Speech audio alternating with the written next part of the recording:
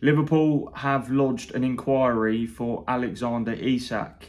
In the past few hours, there's been reports suggesting that Liverpool have initiated contact with the Magpies to let them know that they would be willing to do a big money deal, which could potentially be worth British record cash for Isak. And that is a major spanner in the works for Newcastle, really, because they've been working on a deal for Eintracht Frankfurt frontman Hugo Ekitike, and he is also on Liverpool's radar, as Liverpool were looking to bring in a striker. They were looking at a centre forward even prior to the tragic and very sad passing of Diogo Jota earlier this month. But it does appear that they now are looking to strengthen their forward line. Obviously, Darwin Núñez has been in talks with Napoli, has been strong interest from the Saudi Pro League as well. But we've known for some time now that Isak is very much on Liverpool's radar. So, what's the state of play at the moment? So, those close to Newcastle, the journalists that cover the club, have repeatedly pushed the stance that Newcastle are not interested whatsoever in selling Alexander Isak. He's got 3 years left on his contract at St James's Park. And on the basis of the comments that he's made in recent months on his future, there are some doubts as to whether he'd be prepared to push for a move away from the club, particularly now they've got Champions League football. So speaking in March, I've got some quotes here. Isak said, "There's not much to say really. I've commented on my situation and my security in Newcastle several times. It's been written how much I love the city, the club, how well I feel here. I'm not thinking about the future. I just want to perform for Newcastle. We won the cup, but we want to finish the rest of the season to reach the Champions League. That's where my focus lies. There is no reason for me to think about anything else. I feel incredibly comfortable at Newcastle. The only focus I have is on playing." So if those comments are anything to go by, it's maybe difficult to envisage Isak pushing to leave Newcastle. But I think Liverpool's approach here really is interesting, because that would give the player something to think about, because it's clear Liverpool are angling to potentially make this transfer happen. Newcastle have repeatedly said they don't want to sell. So it's a case of here maybe that Isak has to push to make this move happen. I think Liverpool would have no qualms with putting that British record cash on the table if they receive assurances that maybe Newcastle were willing to listen to offers and that Isak wanted to join the club.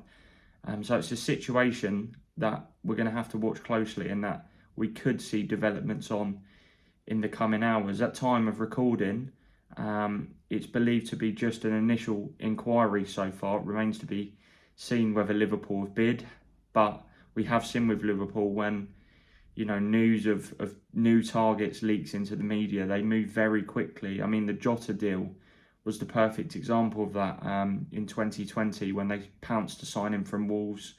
There were reports that they were suddenly in for him, which was a big shock because there'd not been any speculation on links.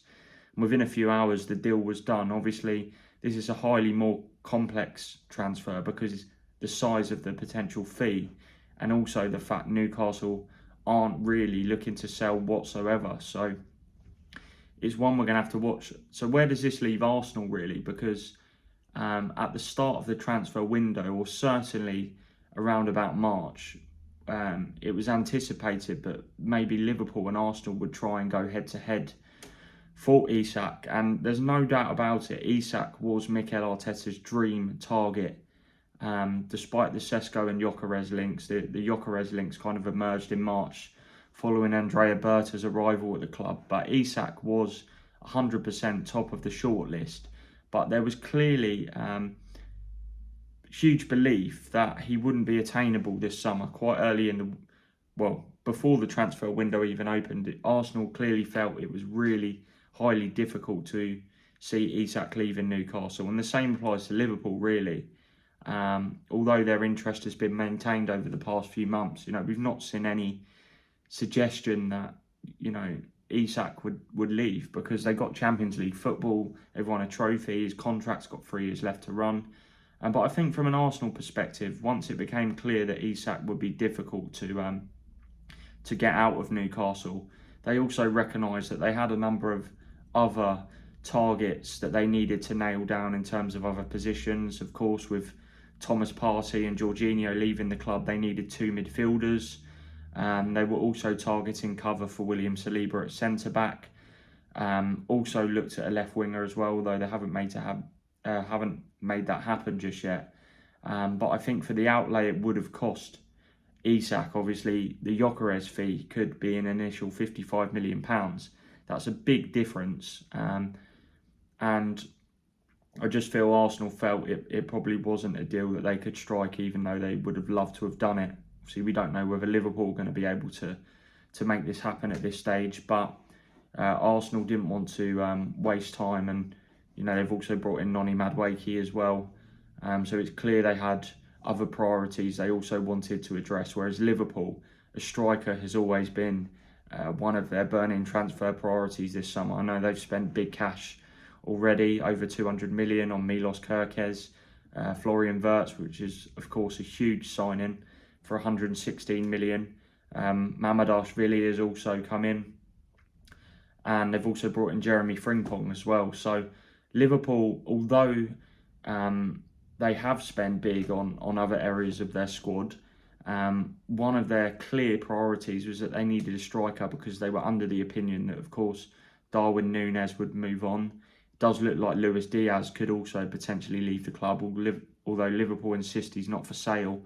But if Diaz and Núñez are to depart, then there's clearly going to be a huge amount of cash at their disposal. Obviously, Florian Wirtz can play on the left as well, so having Wirtz and Gakpo isn't necessarily that bad when you consider Diaz is attracting interest from Bayern and Barcelona.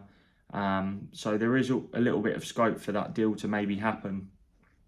Obviously, the Núñez situation is very fluid at this moment in time. He scored against Preston on Sunday, but of course Napoli have been looking to make that deal happen, but they've been unable to satisfy Liverpool's financial demands at the moment, and only sort of tabled an offer which is worth up to about £50 million, including add-ons. I think it's around 40 to 55 in initial fee, which is of course not close to what Liverpool would desire for Núñez, given that they paid an initial 67 million up to 85 million, including add-ons, when they signed him from Benfica 3 seasons ago.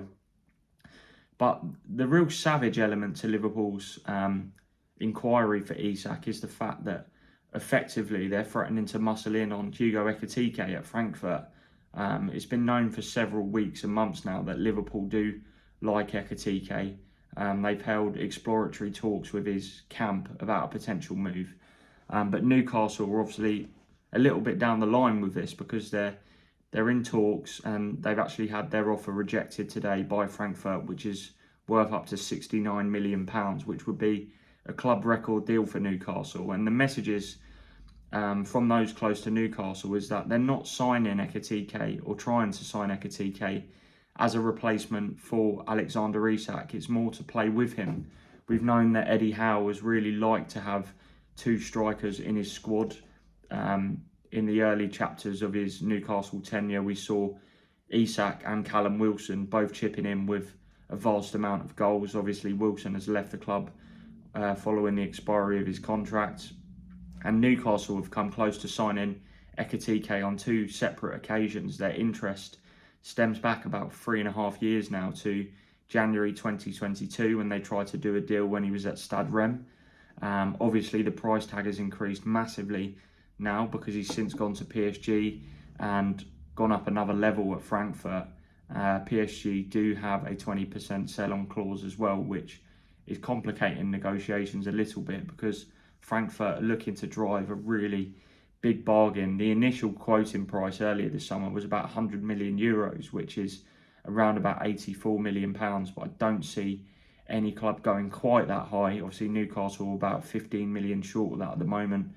But yeah, it's a brutal element to the Liverpool and Isak story, that effectively, if Newcastle refuse to budge and provide any sort of indication that Isak is available, then Liverpool could just swoop in and get Ekitike. Obviously, very different players. Ekitike has had the nickname Baby Isak because he's kind of a similar profile, but they're at very different stages in their careers. Ekitike is sort of a bit like when Isak was at Real Sociedad, starting to show huge promise, but now Isak is widely regarded as one of the best number 9s in world football. So the sticking point really is whether Isak is prepared to agitate for this move. I think ultimately, if Newcastle were in a position where the player informed them that he wanted to leave the club, then they would talk, but it would take a monster fee, definitely a British record fee, at least £120 million, potentially upwards, depending how tough Newcastle would be prepared to be. But this is a really fluid situation at the moment because we could hear news of further developments very soon because Newcastle remain in contact with Frankfurt over Ekitike, and Liverpool clearly in the background of that hunt as well because they could launch their own move for Ekitike themselves. Just on Viktor Gyokeres, obviously there's been a little bit of a hold up since that initial verbal agreement was struck with Sporting on Sunday evening. See, the player's agent Hassan Kaya is in London trying to unlock this deal with his team. The difference from my understanding is that, or the sticking point, sorry, is the add-ons. 10 million euros of the Gyokeres deal will be in add-ons, and Sporting basically want a large portion of that to be virtually guaranteed. As we discussed on Sunday, there's different ways you can structure the bonuses, such as team-related criteria and performance-related criteria, such as goals that Gyokeres scores or a certain number of appearances or starts. But Sporting want the crux of those 10 million euros in add-ons to be easily achievable, whereas at this moment in time, my information is that from the Portuguese end, Sporting feel only around 3 million of those are easily achievable at this moment in time. So they might not even get, the remainder of those 10 million euros in add-ons because it's based on things like Arsenal winning the Premier League or Champions League, or there might be a case where it's Gyokeres winning the Ballon d'Or. Those are hypothetical at this stage. We don't know the exact details, but as I said, the message coming out of Sporting at the moment is that only 3 million euros of those are easily achievable. I'm still expecting this deal to be resolved. You'd really hope so, given that they've done the hard part effectively in striking the deal, and Hassan Kaya removed the agent fees to spark negotiations back into life when they looked like they were at deadlock. But yeah, it's minor details still, but it's quite a tense situation because Sporting feel they want to get the best deal possible, whereas Arsenal are really losing patience because, of course, on Saturday they head off to the Far East for their pre-season tour in Asia, and they want Gyokeres on board. Christian Mosquera will definitely be on board, barring any last-minute hiccups, because he flew into London this morning, landed at Luton at just after 9 o'clock to undergo his medical ahead of signing from Valencia.